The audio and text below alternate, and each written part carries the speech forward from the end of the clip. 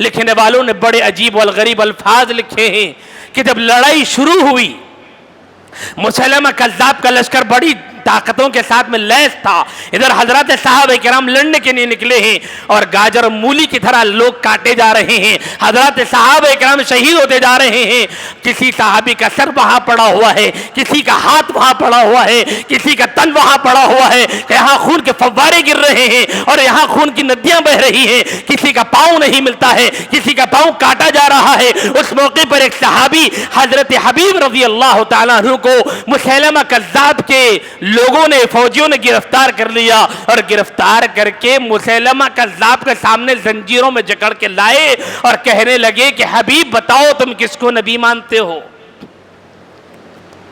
حضرت حبیب رضی اللہ تعالیٰ عنہ کی گرفتاری ہوئی، صحابی رسول ہے، اور مسیلمہ کذاب جو جھوٹی نبوت کا دعوے دار ہے اس کے پاس میں قیدی بنا کر کے لائے گئے۔ لائے جانے کے بعد میں مسیلمہ نے کہا بتاؤ تمہارا ایمان کیا ہے، کس کو نبی مانتے ہو؟ حضرت حبیب رضی اللہ تعالیٰ عنہ نے کہا کہ میں محمد رسول اللہ کو اللہ کا آخری نبی، آخری رسول مانتا ہوں۔ مسیلمہ نے کہا کہ حبیب تمہاری زندگی خطرے میں ہے، تم مجھے اپنا نبی مانو تو تم کو امان ملے گی، تمہاری زندگی کو بخش دیا جائے گا، تمہاری سانسیں تم کو لوٹا دی جائے گی، تمہاری زندگی تم کو واپس کر دی جائے گی، تم اپنے گھر کو جا سکو گے، اپنے وطن کو جا سکو گے، اپنے گھر والوں کے ساتھ زندگی گزار سکو گے۔ قربان جائیے اس صحابی رسول پر، انہوں نے کہا ایک مرتبہ ہم نے کلمہ نبی کا پڑھ لیا ہے، ہم نے وعدہ کر لیا ہے کہ زندگی کی آخری سانس تک نبوت محمدی کو مانیں گے، نبی کے ساتھ میں غداری نہیں کریں گے، دامن مصطفیٰ سے چمٹے رہیں گے، جو ہوتا ہے ہم کر گزریں گے، جان دینی پڑے گی اس راستے میں جان دے دیں گے، لیکن نبی کی نبوت کی حفاظت کریں گے۔ جب یہ جملے مسیلمہ نے سنے، مسیلمہ کو غصہ آیا، اس نے کہا کہ حبیب کو باندھ دو، حضرت حبیب کے ہاتھ اور پاؤں کو باندھ دیا جائے۔ حضرت حبیب کے ہاتھ اور پاؤں کو باندھ دیا گیا۔ باندھنے کے بعد پھر سے حضرت حبیب سے سوال کیا گیا حبیب بتاؤ اب تمہاری رائے کیا ہے، کس کو نبی مانتے ہو؟ حضرت حبیب نے کہا اس موقع پر میں اللہ کے نبی محمد رسول اللہ کو آخری نبی مانتا ہوں، اسی پر جیوں گا، اسی پر مروں گا۔ مسیلمہ کو غصہ آیا، اس نے اپنے فوجی کو حکم دیا کہ مسیلمہ کے ایک ہاتھ کو، حضرت حبیب کے ایک ہاتھ کو کاٹو۔ حضرت حبیب صحابی رسول کے ہاتھ کو کاٹا گیا۔ کاٹنے کے بعد میں مسیلمہ نے پھر پوچھا حبیب بتاؤ اب کس کو نبی مانتے ہو؟ حضرت حبیب نے کہا میں اب بھی اللہ کے نبی محمد رسول اللہ کو آخر نبی مانتا ہوں۔ مسیلمہ نے پھر کہا ان کے ایک پاؤں کو کاٹو، ان کے ایک پاؤں کو کاٹا گیا۔ پھر پوچھا گیا حبیب بتاؤ کس کو نبی مانتے ہو؟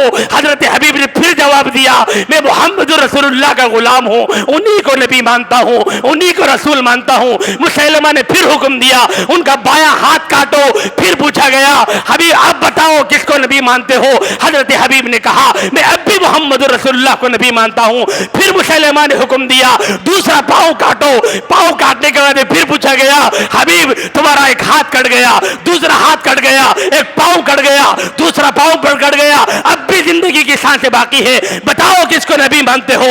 حضرت حبیب نے کہا میں محمد رسول اللہ کا غلام ہوں، ہنستے ہنستے جان دے دوں گا لیکن غداری ہمارے خون میں نہیں ہے۔ حضرت حبیب کے جسم کے ٹکڑے ٹکڑے کرتے گئے، بار بار سوال کرتا گیا۔ مسیلمہ پوچھتا گیا بتاؤ کس کو نبی مانتے ہو؟ جسم کے عضو کاٹے جا رہے ہیں، پاٹ کے ٹکڑے ٹکڑے ہو رہے ہیں، حضرت حبیب کے خون کے فوارے جسم سے نکل رہے ہیں، بار بار ایک ہی آواز لگا رہے ہیں، ایک ہی نعرہ لگا رہے ہیں کہ میں محمد رسول اللہ کا غلام ہوں، حضور کو آخری نبی مانتا ہوں، تجھے کسی صورت میں نبی ماننے کے لیے تیار نہیں۔ یہ قربانیاں تھی صحابہ کرام کی۔ کسی جھوٹے نبی کو حضرات صحابہ کرام نے نہ برداشت کیا نہ قبول کیا، اپنی جانوں کے نذرانے پیش کیے، یمامہ کے میدان پر اپنے بچوں کو یتیم کیا، یمامہ کے میدان پر اپنی سہاگنوں کے آنگنوں کو اجاڑ دیا۔ حضرات صحابہ کرام نے اس جنگ کو اس ختم نبوت کی حفاظت کے لیے اپنی عورتوں کو اسی سہاگنوں کی حالت میں چھوڑ کر بیوہ کر دیا۔